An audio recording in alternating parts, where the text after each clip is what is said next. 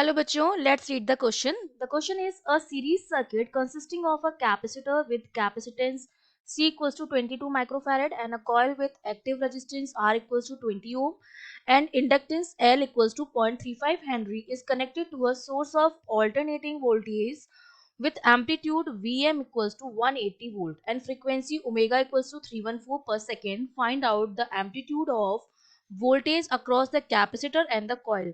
तो कैपेसिटर और कॉइल के अक्रॉस हमें क्या निकालना है, वोल्टेज का एम्पलीट्यूड कैलकुलेट करना है। तो देखिए इस क्वेश्चन को सॉल्व करने का हमारा जो की कॉन्सेप्ट रहेगा वो हमारा क्या रहेगा, हमसे कहा जा रहा है कि एक आपके पास क्या है, इंडक्टेंस है, एक आपके पास रेजिस्टेंस है और एक कैपेसिटर है। इस तरह से इन तीनों को सीरीज में जोड़कर उसको हमने क्या जोड़ दिया है, एक वोल्टेज के सोर्स से हमने इसको जोड़ दिया है। ठीक है, इस तरह से तीनों जो है सीरीज में, ये L है, ये R हो जाएगा और ये C हो जाएगा। तीनों की वैल्यू आपको गिवन है। हम जानते हैं कि अगर मैं यहाँ पर इनका ग्राफ बनाना चाहूँ तो देखो R जो होता है इस डायरेक्शन में होता है, वोल्टेज की डायरेक्शन में। इस डायरेक्शन में आपका रिएक्टेंस जो होता है L के लिए, जो रिएक्टेंस होता है वो हमारा होता है XL। और कैपेसिटर के अक्रॉस जो रिएक्टेंस होता है, reactance is basically the resistance जो क्या करता है, करंट के वे में क्या करता है, रेजिस्टेंस पैदा करता है, और इसके लिए होता है XC। तो XL जो आता है वो ऊपर आता है और XC जो आता है वो क्या आता है, नीचे की तरफ आता है, लैग करता है R से। XL जो होता है that is equals to omega L और XC is equals to 1 upon omega C, जहां पर ओमेगा जो आपका होता है वो आपकी क्या होती है, फ्रीक्वेंसी होती है। ठीक है, तो अब देखिए हमें क्या निकालना है, वोल्टेज का एम्पलीट्यूड निकालना है across the capacitor and coil. तो हम जानते हैं ओम्स लॉ से V इक्वल्स टू क्या होता है, I इंटू आर, और R हमारा यहाँ पर क्या होता है, रेजिस्टेंस होता है।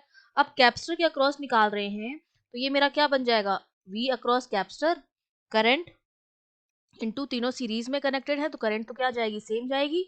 ठीक है, I करंट ही जाएगी तीनों में, इनटू आर। अब रिएक्टेंस जो है कैपेसिटर के लिए वो एक्सी के बराबर है और एक्सी की वैल्यू है 1 अपॉन ओमेगा सी के बराबर। यहाँ पर हम सारी वैल्यूज पुट करेंगे। और अगर मैं कॉइल के अक्रॉस निकालूं तो कॉइल के अक्रॉस हमारे पास कितना आ जाएगा, वी। कॉइल के लिए मैं लिख देती हूँ कॉइल, वो मेरा क्या हो जाएगा, आई। कॉइल में ही रेजिस्टेंस है और कॉइल का ही क्या है, इंडक्टेंस है। तो करंट तो दोनों में आई जा रही है और टोटल रिएक्टेंस जो हो जाएगा वो दोनों का हो जाएगा, इसका आर और इसका एक्सएल, दोनों का हम क्या निकालेंगे, दोनों का नेट रेजिस्टेंस जो है वो निकालेंगे, नेट रिएक्टेंस। तो वो हमारा कितना हो जाएगा, रूट ऑफ एक्सएल का स्क्वायर प्लस आर का स्क्वायर। तो एक्सएल की वैल्यू होती है ओमेगा एल का स्क्वायर प्लस आर का स्क्वायर। ठीक है, तो जब हम इसको सॉल्व करेंगे आई इंटू 1 अपॉन ओमेगा सी, तो आई की वैल्यू हमारे पास जो है, यहाँ पर हम वैल्यू पुट करेंगे, सारी वैल्यूज पुट करके जब मैं इसकी वैल्यू कैलकुलेट करूंगी तो यहाँ पर देखो सबसे पहले हमें करंट की वैल्यू निकालनी पड़ेगी। तो करंट की वैल्यू निकालने के लिए हम क्या करेंगे कि जो मेरा करंट हो जाएगा आई एम, वो मेरे पास क्या हो जाएगा, ओम्स लॉ से वी अपॉन आर के बराबर होता है। तो टोटल वोल्टेज वी एम है, अब क्योंकि हम टोटल करंट निकाल रहे हैं, इसमें जो करंट जा रही है total current V M upon total resistance. Total resistance कितना हो जाएगा, ये आर और ये एक्सएल माइनस एक्सी, क्योंकि ये दोनों एक दूसरे के क्या है, अपोजिट डायरेक्शन में है। तो एक तो आर का square plus XL minus XC, तो एक्सएल की जगह रख देंगे omega L minus 1 upon omega C और इसका क्या कर देंगे, स्क्वायर कर देंगे।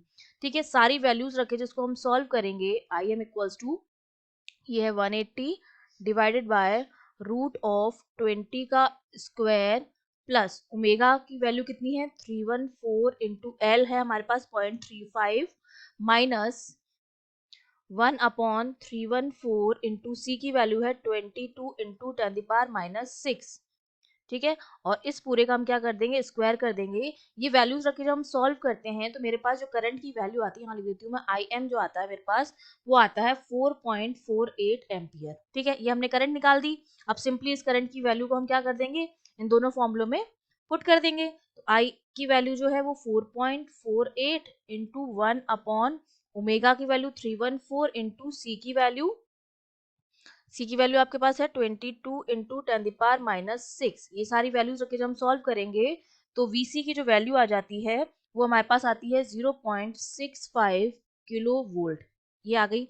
और कॉइल के अक्रॉस निकालेंगे तो V coil equals to, current की वैल्यू तो हमें पता ही है 4.48 एम्पियर इंटू रूट में हमारे पास क्या आ जाएगा, ओमेगा 314 इंटू एल 0.35 का स्क्वायर प्लस आर का स्क्वायर 20 का स्क्वायर, ये सारी वैल्यूज रख के जब सॉल्व करेंगे तो कॉइल के अक्रॉस जो वोल्टेज आएगा वो आएगा 0.5 किलो वोल्ट। तो ये कॉइल के अक्रॉस आ गया और पीछे हमारा कैपेसिटर के अक्रॉस आ गया। I hope you understood well. All the best.